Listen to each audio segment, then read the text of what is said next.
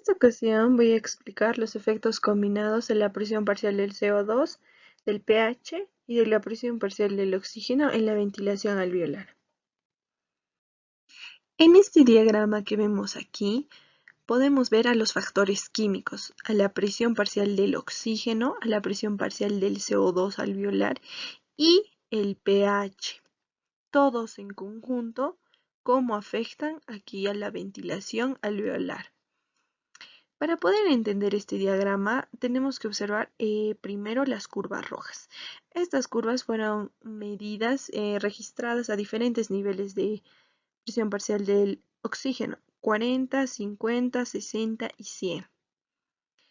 Para cada una de estas curvas, como podemos ver, varió la presión parcial del CO2 alveolar en diferentes valores, de niveles bajos a niveles elevados.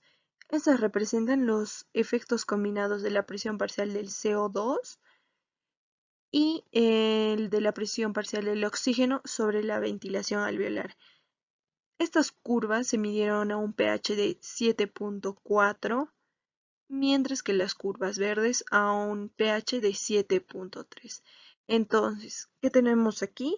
Dos familias de curvas que van a representar a los efectos combinados de la presión parcial del CO2 y de la presión parcial del oxígeno sobre la ventilación a dos valores diferentes del pH.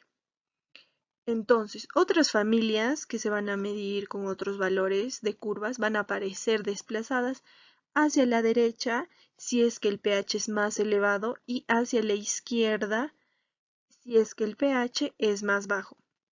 Entonces, con este diagrama vamos a poder predecir el nivel de ventilación alveolar para las combinaciones de la presión parcial del oxígeno alveolar y de la presión parcial del CO2 alveolar y con el pH arterial. Entonces, en conclusión, la presión parcial del oxígeno se modificó, la presión parcial del CO2 y a diferentes valores de pH. Bueno, ahora vamos a hablar de la ventilación en el ejercicio y en el reposo. ¿Por qué es diferente la ventilación en el ejercicio y en el reposo?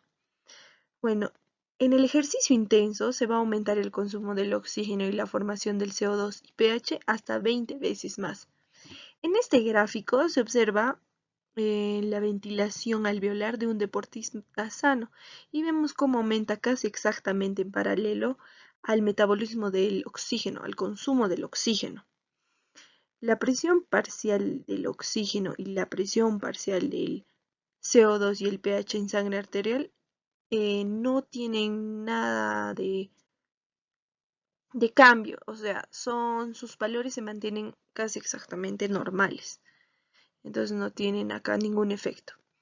El aumento del CO2 y de los iones de hidrógeno de la sangre, más la disminución del oxígeno, va a producir el aumento de la ventilación, mientras los valores de la presión del CO2, pH y presión parcial del oxígeno no se van a modificar, como ya dije.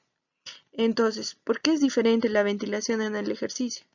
Porque el encéfalo, al transmitir impulsos motores a los músculos que van a realizar los ejercicios, también transmiten impulsos al tronco cefálico para excitar el centro respiratorio, que va a producir un aumento simultáneo de la presión.